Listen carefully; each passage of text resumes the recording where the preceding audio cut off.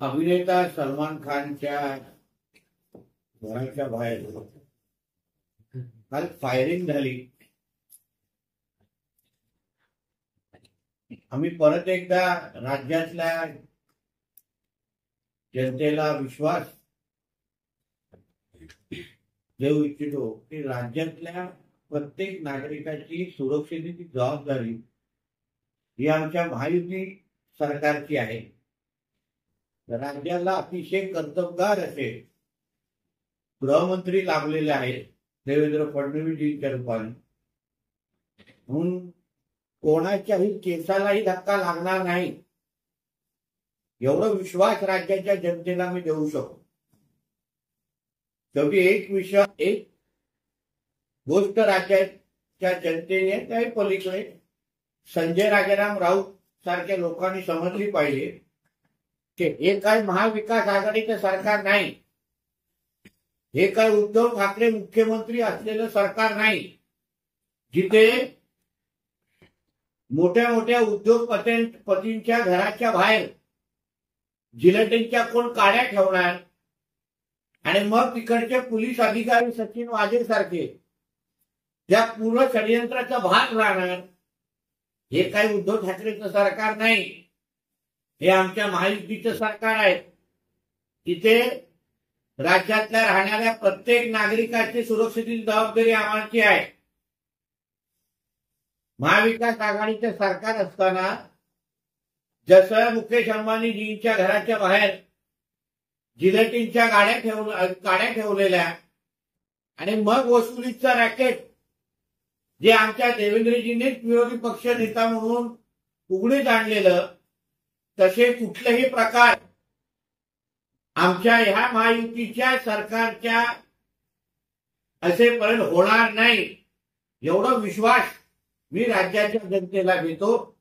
संजय राजाराम राऊत एक समजलं पाहिजे की तू जे बोलतोय सकाळी ते चिल्लर लोकांना पोलीस संरक्षण सरकारने दिलेलं आहे, मग वरुण सरदेसाईला सारख्या चिल्लर माणसाला तुझ्या महाविकास आघाडीच्या काळात संरक्षण का दिलं होतं? जे मातोश्रीचे भांडी धुणारे आणि भाज्या उचलणारे, भाज्या आणून देणारे लोकांना पण तेव्हा संरक्षण दिलं होतं।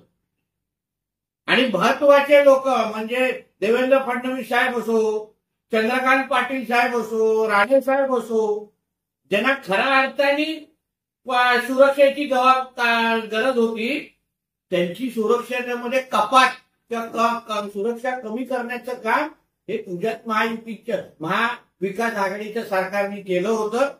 म्हणून पहिलं स्वतःच्या ढोंगणाखाली काय आग लागली आहे ती पहिली विझव आणि मग आमच्यावर चिल्लर लोकांना संरक्षण देण्याची भाषा कर। भारतीय जनता पक्षाने एनडीए आज जाहीरनामा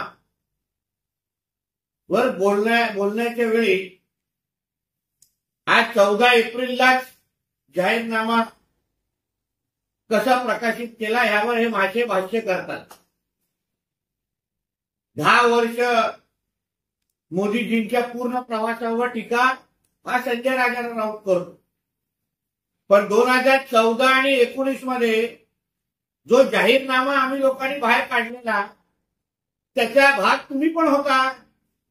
तुम्ही पण आपल्या उमेदवाराला निवडून आणण्यासाठी मोदीजींचा सरकारचा जाहीरनामा वाचून दाखवत होता। तेव्हा तर तुम्हाला आमच्या भारतीय जनता पक्षाचा जाहीरनामा तोंडपाठ होता। झोपेत पण हलवल्यावर आमचा जाहीरनामा बोलायचे।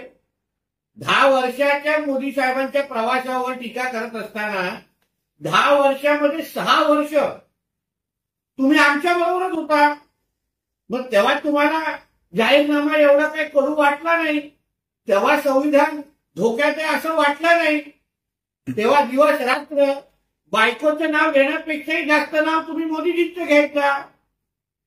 मग म्हणून आता तुमची ही जी काही टीका आहे, जे तोंड उघडणं आहे, त्याला काही जनता महत्व देत नाही एवढं लक्षात असून दे। बरं, भाजपच्या सर्व चिल्लर कार्यकर्त्यांना सुद्धा पोलीस संरक्षण